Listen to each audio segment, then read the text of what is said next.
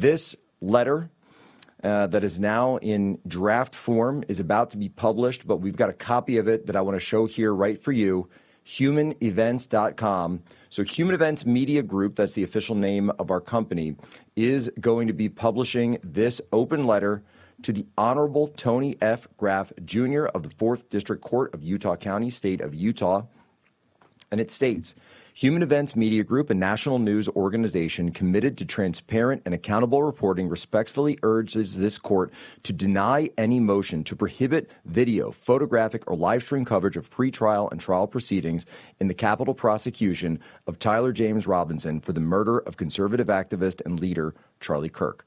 Such a ban would violate U.S. law, U.S. Supreme Court precedent, First Amendment protections, and the public's fundamental right of access to judicial proceedings. And now we've got all the citations there, but I wanted to dig in on two specific points before we bring our guest in here.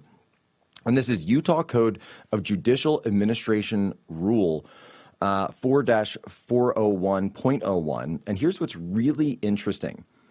It states that in Utah there is a presumption that electronic media coverage by a news reporter shall be permitted in public proceedings where the predominant purpose of the electronic media coverage request is journalism or dissemination of news to the public, the law states.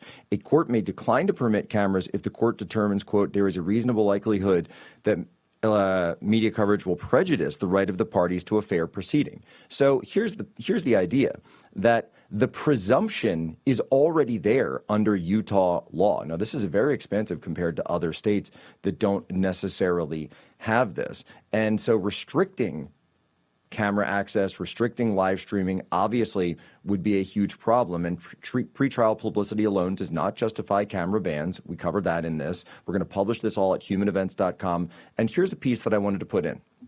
In Section 4, we wrote, banning cameras would amplify misinformation, not reduce it.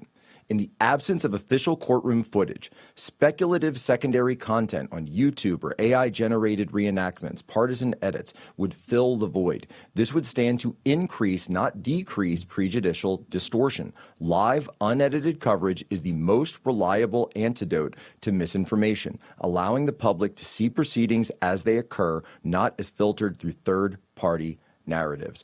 And so this is all going to go up at humanevents.com. We're going to be delivering this to the court very soon. It's really simple. Look, I want everyone to have all of the evidence available. I want everyone to ask for evidence. I want people to be skeptical. I want people to ask questions and push for it. But what I don't want are bans on cameras and bans on evidence that could be coming out.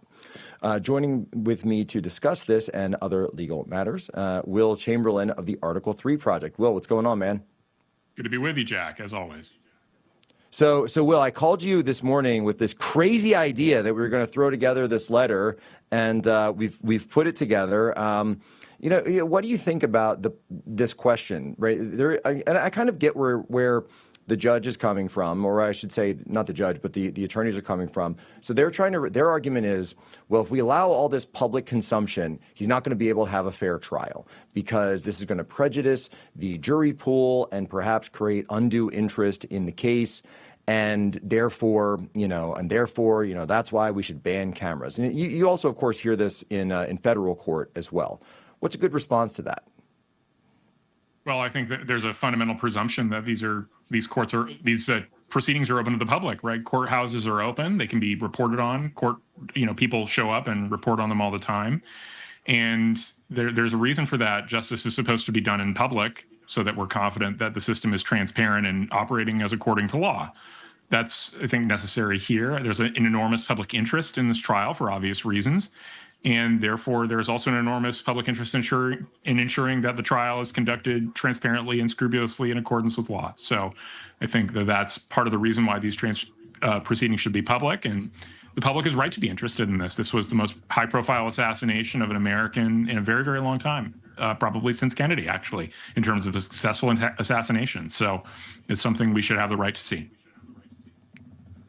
Yeah, and it's really as simple as that to me. And look, these are always done in public, and that's part of our tradition in terms of the public court system. If it is public justice, yes, it is meant to be done in public. And by the way, for folks who don't know, if you ever, and I've covered a number of trials, DC area, I've covered trials in Virginia, you can just go. You can literally just go. And there are members of the public who just show up. And this is part of the point. And obviously there's space restrictions and physical limitations, but there will be overflow rooms if there are cases. There are media rooms if you're credentialed media, et cetera.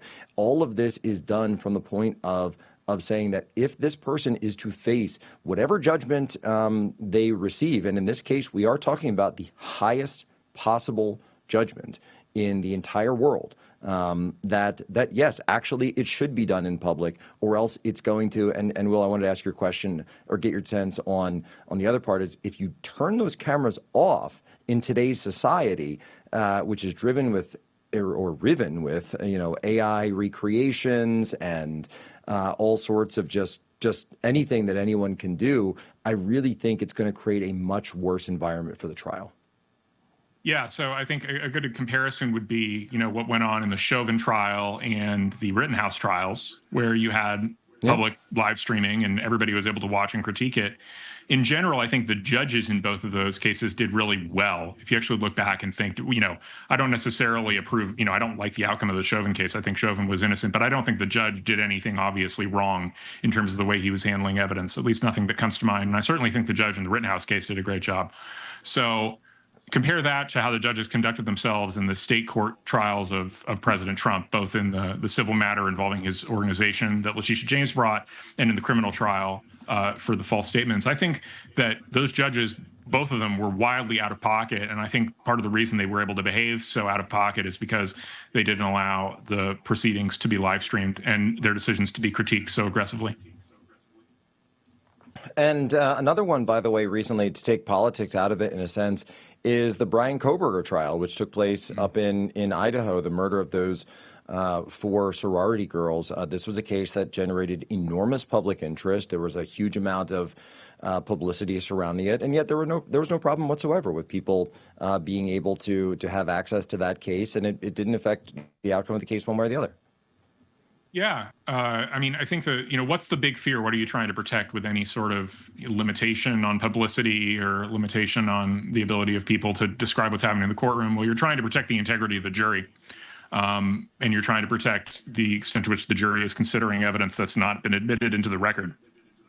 But whether or not you live stream trials, it really doesn't have that much of an effect on that. Either the jury is going to pay attention to your instructions not to consume outside media about the case, or they're not. And if they do consume outside media about the case, they're going to get at least some sort of bastardized version of the internal reporting. I mean, if they might as well get exactly what they, rather than speculating or getting secondhand information, it doesn't really improve the situation if they're getting, or make it worse if they're getting the firsthand information. So the real question is, can you prevent jurors from consuming outside media about the trial as it's ongoing, so that they're only considering the evidence that's been admitted? That problem just isn't implicated by live streaming. Yeah, and there's a really, I believe this is from Richmond Newspapers v. Virginia, 1980. People in an open society do not demand infallibility from their institutions, but it is difficult for them to accept what they are prohibited from observing. So, it's the explicit guaranteed right to speak and to publish concerning what takes place at a trial would lose much meaning if access to observe the trial could be foreclosed arbitrarily. And they're just really, taking that idea of a public trial and broadening it out to, and again, this would be the television age or new media. But again, the principle is something that has been around for hundreds of years, if not thousands of years, going back to even ancient Rome itself. A public trial